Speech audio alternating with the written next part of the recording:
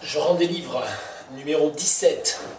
Et aujourd'hui, je vais rendre des livres et on pourrait presque annoncer que cette vidéo est une vidéo soit can't be bothered, c'est-à-dire je suis trop fatigué pour en prendre la peine, pour me fatiguer inutilement, ou à quoi bon se faire du mal, je ne sais pas comment le traduire, can't be bothered. Ou alors, on pourrait aussi dire que cette vidéo est un peu une vidéo de déception au pluriel. C'est comme ça arrive. Et j'avais notamment emprunté à la BU le volume de la Library of America des trois romans gothiques de Charles Brockden Brown. Alors Charles Brockden Brown, il est considéré comme un des premiers romanciers américains, né en 1771, mort de la tuberculose en 1810, donc à même pas 40 ans. Et pour moi, ça n'était qu'un nom, c'était resté uniquement un nom. Alors je ne suis pas américaniste, je n'ai jamais eu besoin d'enseigner cette période-là de la littérature américaine. Et donc ça n'était qu'un nom pour moi, donc j'avais emprunté le volume, en quelque sorte, des trois grands romans de Brockden Brown et le petit livre de Marc Amfreville dans la belle collection Voix américaines, Charles Brockden Brown. La raison pour laquelle j'ai lu ça, c'est parce qu'il a été question qu'avec les nouvelles maquettes, les nouveaux diplômes, enfin ou plus exactement les nouveaux programmes que l'on va mettre en place à partir de l'année prochaine, il était question que je réenseigne des cours de littérature de deuxième année, je vais le faire d'ailleurs, et dans un module qui mêlait un petit peu la poésie romantique britannique avec le roman de Samuel Johnson, Rasselas, Prince of Abyssinia. Il était question de mettre au programme Edgar Huntley de Brockden Brown. Donc du coup, moi, évidemment, aussitôt, je suis allé lire ça, parce que l'ayant jamais lu, il fallait quand même que je me fasse un peu une idée. Alors il se trouve que j'ai été très déçu, parce que Edgar Huntley, moi j'ai trouvé ça à peu près illisible. Je vais donner le titre complet, parce que je ne sais jamais comment c'est. Edgar Huntley or Memoirs of a Sleepwalker, et les mémoires d'un somnambule. C'est une histoire qui en fait a tout pour être passionnante. L'imagination gothique un peu ténébreuse, les côtés un peu fantastiques, les liens déjà très américains entre la morale, la religiosité, le mal. Enfin, il y a tout cet aspect-là qui est très présent. Il y a l'utilisation des récits enchâssés, enfin du mystère laissé en suspens, etc. Et moi j'ai trouvé ça quasiment illisible, parce que je trouve en fait la langue écrite de Brockden Brown très difficile à suivre, très pesante, très rhétorique au mauvais sens du terme. Et après en avoir discuté avec mes collègues, et notamment avec le responsable de l'enseignement, je lui ai dit, mais enfin Edgar Huntley, peut-être que c'est moi qui suis vraiment nul, c'est possible, hein, mais non seulement je trouve pas ça passionnant, mais surtout je suis à peu près certain que nos étudiants de deuxième année vont tous détester ça, ou en tout cas ça va vraiment leur tomber des mains.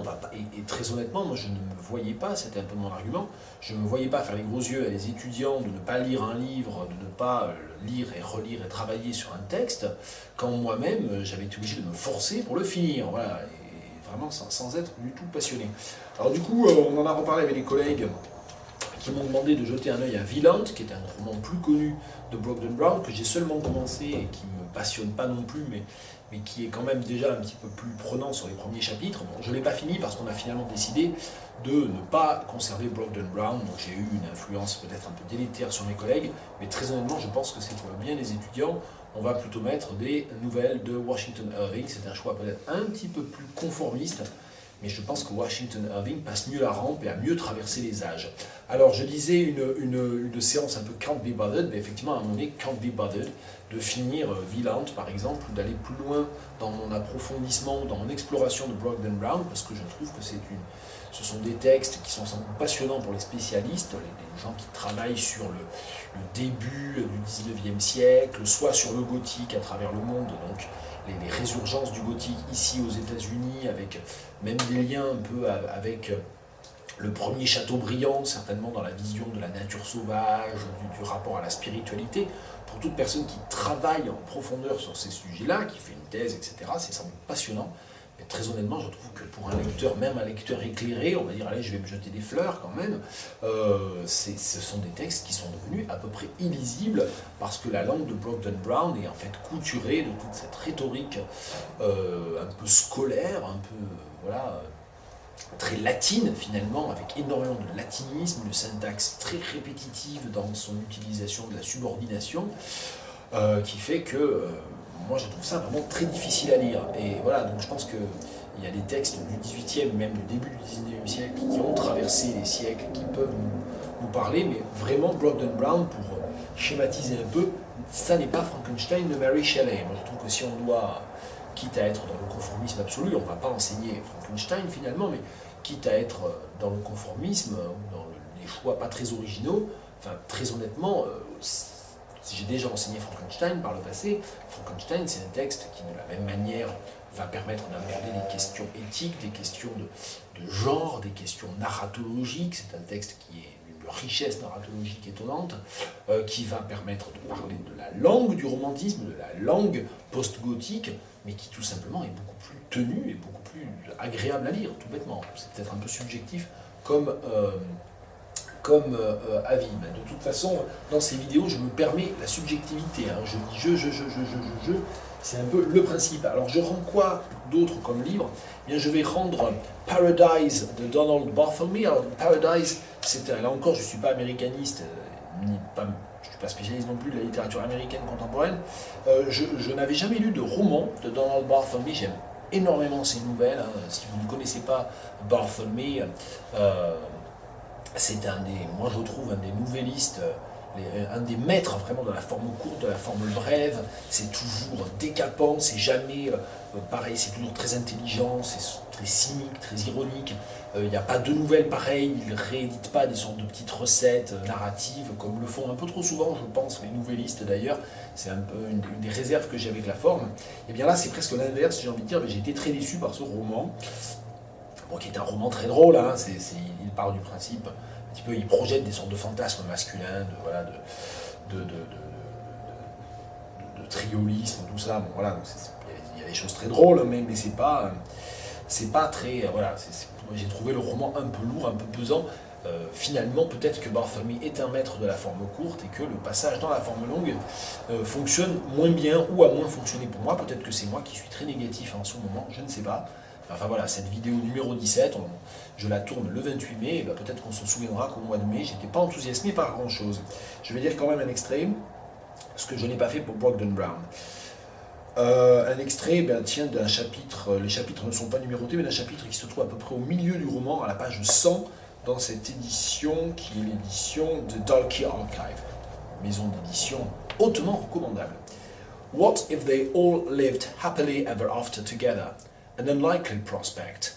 What was there in his brain that forbade such felicity? Too much, his brain said. But the brain was a fair to middling brain at best. The glucose that kept it marching, metabolized creme brulee, was present, but there was not enough vinegar in this brain. It lacked vinegar. Simon drank vinegar in the mornings from bottles sold to him as white wine and thought of Paris, where every 15-franc bottle was good, better than anything else he'd ever tasted. In Switzerland, in the summer in Zurich and Basel, he'd found chilled red wine not bad either. A learning experience also that he didn't want to live in a country so ferociously tidy. The prostitutes in Zurich were handsome, well-dressed zebras, favouring stark black and white, street furniture ornamental as the stead perfect cups, or the show windows of the Bahnhofstrasse, much gold winking behind heavy glass.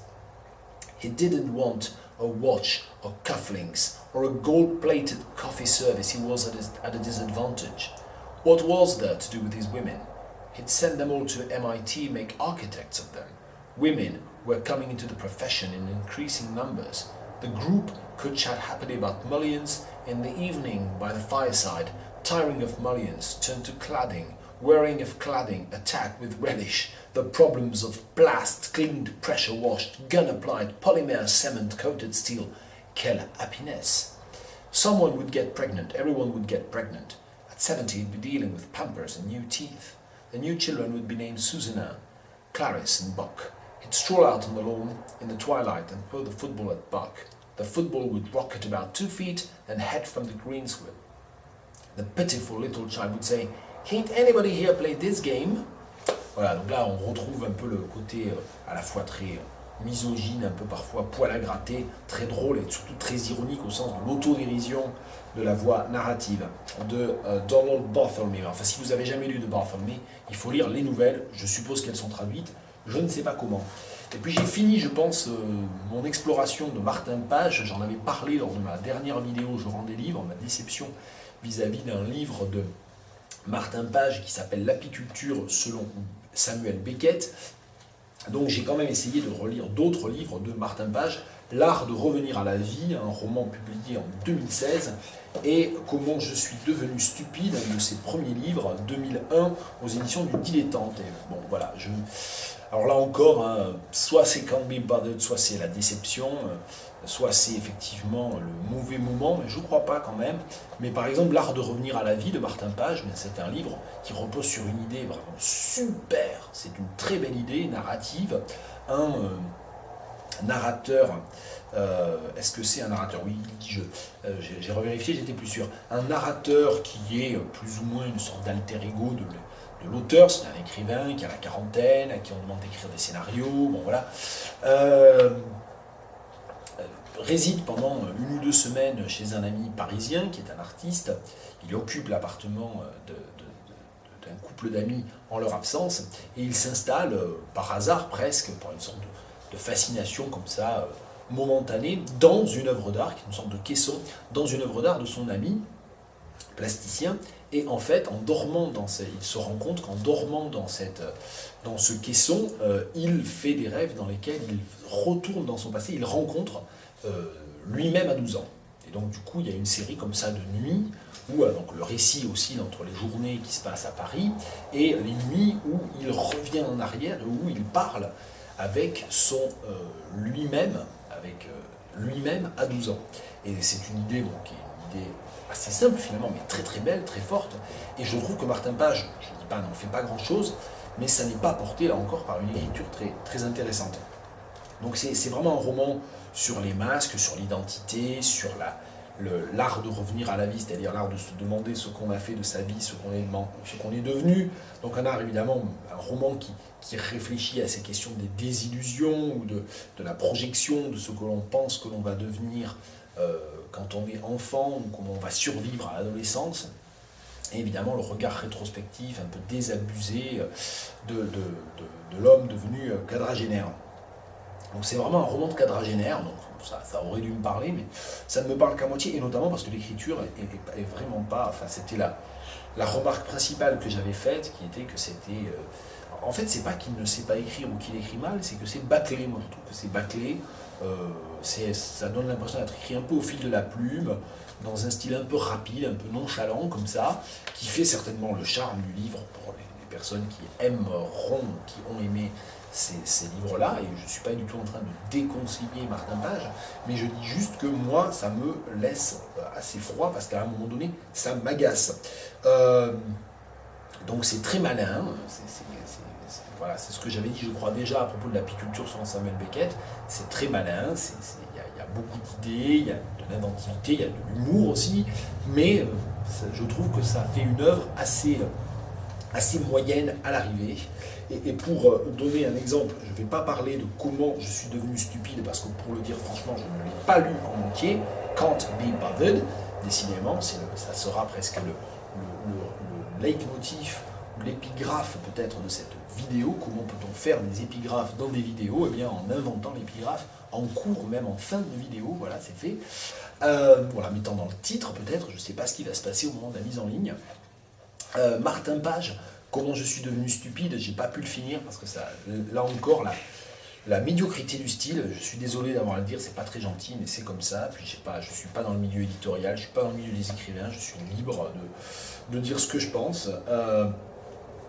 L'écriture, à un moment donné, vraiment me bloque. Et c'est peut-être là encore ma propre faiblesse. Enfin voilà, j'explique. Voilà, j'ai cité juste une phrase, j'ai choisi juste une phrase de Comment je suis devenu stupide à la page 133. Depuis qu'il prenait ses petites pilules rouges, une salvatrice étanchéité était née entre le monde et ses conséquences profondes. Comment est-ce qu'on peut écrire des phrases pareilles? Ça ne veut rien dire, ça réussit à être du cliché et incohérent. Une salvatrice étanchéité, était née. Comment une étanchéité peut naître? Ça n'a pas le sens commun. Était née entre le monde et ses conséquences profondes. Les conséquences du monde? Enfin voilà, et alors je ne parle même pas, mais